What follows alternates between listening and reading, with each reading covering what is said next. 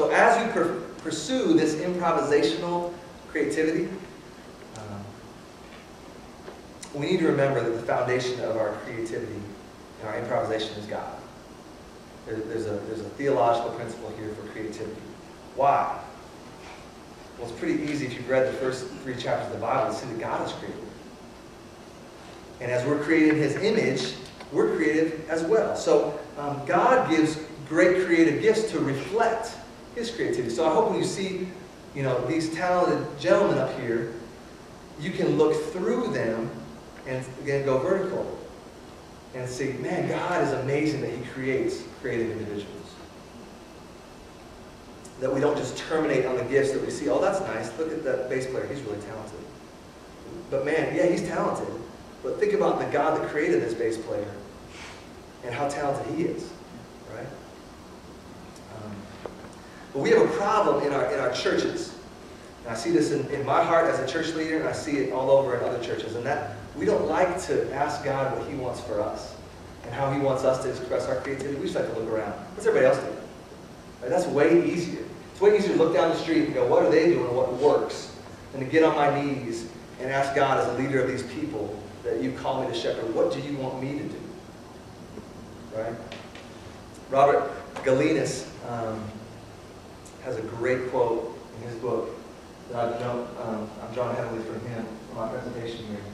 He calls it copycat Christianity. He says, too much of Christianity today is generic and copycat in nature. Instead of displaying ingenuity, we become reactionary to whatever pop culture is doing.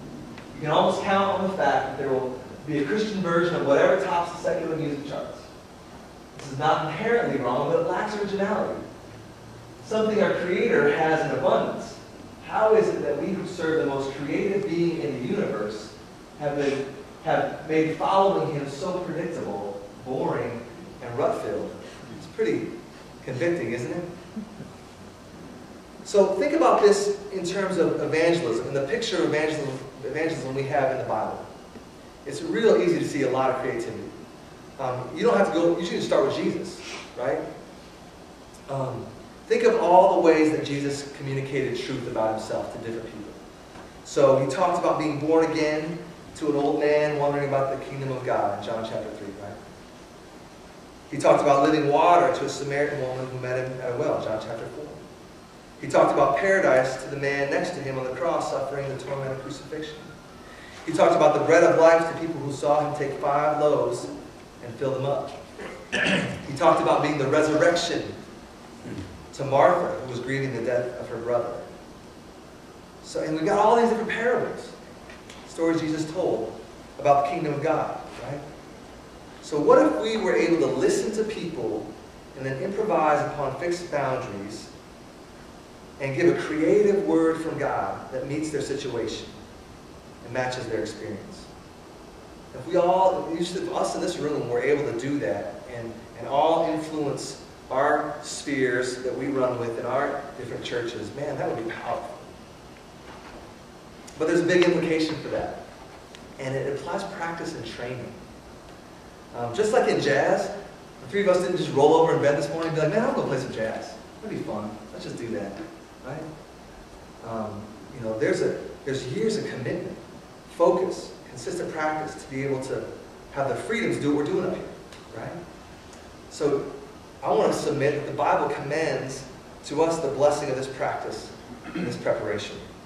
And it's, we could draw on a lot of examples. Psalm 1 would be classic. Blessed is the man who walks not in the counsel of the wicked, or stands in the way of sinners, or sits in the seat of scoffers. But his delight is in the law of the Lord, and on His law he meditates day and night. He's like a stream planted by streams. He's like a tree planted by streams of water that yields its fruit in season, and its leaf does not wither. On His law he meditates day and night. What does Deuteronomy 6 say? Hear, O Israel, the Lord our God, the Lord is one. You shall love the Lord your God with all your heart, with all your soul, with all your might. And these words that I command you today shall be on your heart. You shall teach them diligently to your children, and shall talk of them when you sit in your house, and when you walk by the way, and when you lie down, and when you rise. That sounds like a lot of practice and repetition. You shall bind them as a sign on your hand, and they shall be as frontlets between your eyes. You shall write them on the doorposts of your house and on your gates. So to be able to do this, does this not imply practice and commitment over years?